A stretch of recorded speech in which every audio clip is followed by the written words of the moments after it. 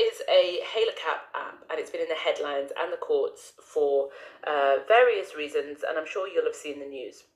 The UK Supreme Court has dismissed Uber's appeal against a landmark employment tribunal, ruling that its drivers should be classed as workers with access to minimum wage and holidays. I'm sure you may have seen this. And lawyers have said that tens of thousands of the company's workers could actually be in line for compensation after this Supreme Court ruling.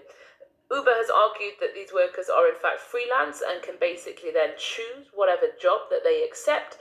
But one of the judges, Lord Legatt, has said that they're very tightly controlled. Drivers are in a position of subordination and dependency in relation to Uber, such that they have little or no ability to improve their economic position through professional or entrepreneurial skill. In practice, the only way in which they can increase their earnings is by working longer hours while constantly meeting Uber's measures of performance. Now, Uber has said that they're going to respect the court's decision and it'll consult all its drivers about what changes they want, while London's Mayor Sadiq Khan says it's a landmark ruling for people who suffer from low pay and lack of security at work. Admittedly, there's loads of us. Now, James Farrar is a former Uber driver who originally won an employment tribunal against the ride-hailing app in 2016, so I thought we'd better talk to him.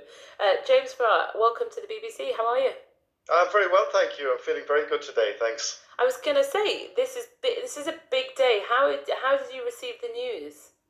I was like everybody else. I was actually outside the Supreme Court, an empty Supreme Court, listening to to Lord Leggett give that summary judgment this morning with some other drivers. We all decided that we couldn't hide at home behind our screens. We put on our masks, and we felt it was important to come down to Parliament Square and be outside the Supreme Court today for this auspicious event. James, for people who aren't familiar with your story, tell us a little bit. What was it like working with Uber or working for Uber? Well, my story, I was the archetypal gig economy worker. I wanted to supplement my income and do this gig on the side. But it all ended badly for me. Almost 6 years ago to the day, it was in early March 2015, I was assaulted.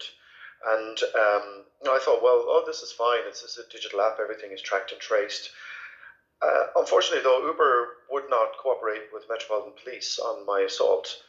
They said that this was private information and that the police would have to go to court in order to get access to this information. But it was really a delaying tactic for 10 weeks. And eventually they did cooperate. But it caused me to start looking at the contract to understand why was Uber not cooperating? Why were they dragging their feet? Why were they not helping me? And I wanted to understand where the duty of care was and what Uber's real obligation was. And as soon as I started looking at the contract, I saw what the problem was. Should have looked at the contract before I signed them, I guess. But the problem was that Uber removed itself from the relationship. Its contractual arrangement is that riders and drivers are contracted together, and Uber insists that it's not party to that contract. It's simply an agent for both sides. And so it had no incentive in getting involved because it didn't want to trigger public liability with the passenger, and it didn't want to trigger an employment relationship with me. And the third thing it really didn't want to trigger is to be seen to be giving a vatable supply, because if it categorized itself as an operator rather than an agent, it would have to pay VAT. Well, that all ended today. Uber is not an agent, it is an employer. I am a self-employed person with LIMBI benefits now, entitlements as I already had. And I think the next thing to come is that there is a separate proceeding by Jolyon Mon did a VAT claim, and he reckons that Uber owes 1 billion in back payment of VAT to the Treasury. That's a hefty payment indeed, and I'm sure it's something that the company wanted to perhaps not come down. No one wants a bill that big, do they? James, can I just get this straight? And after the assault had happened and you were assaulted while working, did you continue working for Uber or did you stop immediately? No, I did continue to work for Uber for some time. Unfortunately, it did happen again, a second time. Again, it was a similar kind of weak response to that. But what it turned me into an activist. I wasn't a trade unionist before, and I've worked now with the GMB union and with my own union, the App Drivers and Couriers Union, to work to make sure that all drivers work together to make sure that we insist upon the rights that we're entitled to. And I think it is that teamwork that's led to the result today. And do you still continue to work for Uber today? No, I stopped working for Uber in 2016. And today what I do now is I help Uber drivers and other gig workers get control of their data at work so that they can understand how much they were paid really for every hour that they were working and how they've been algorithmically managed, because I think it would be more difficult for us to bring this case today because a lot of the management control is now hidden away behind a digital curtain. So it's really important now that we exercise our GDPR rights, our data protection rights, to insist on transparency and algorithmic management, because that is where a lot of the control now resides, and it's important to uncover that to assert your worker rights.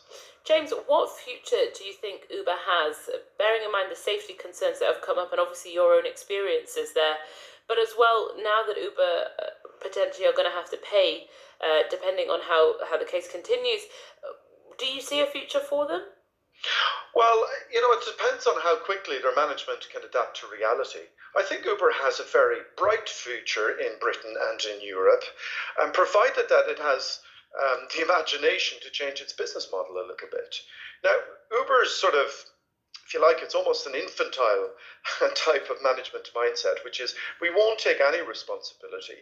We will, elevate ourselves into the cloud and we'll run our business from there.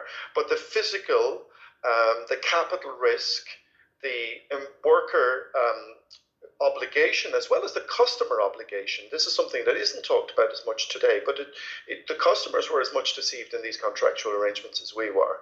But Uber needs to come down from the cloud, and it needs to match supply with demand. It needs to pay its workers properly, and it needs to look after its customers in the way that it should. If it does all those things like any other business, it will have a really bright future because the technology is good, it's a good idea. It doesn't need to resort to this kind of trickery in order to be successful. But it'll have to make that decision, that culture shift, to shift its business model to something that's more ethical and sustainable. Big decisions indeed. James Farrar, thank you so much for joining us on what is a huge day for you.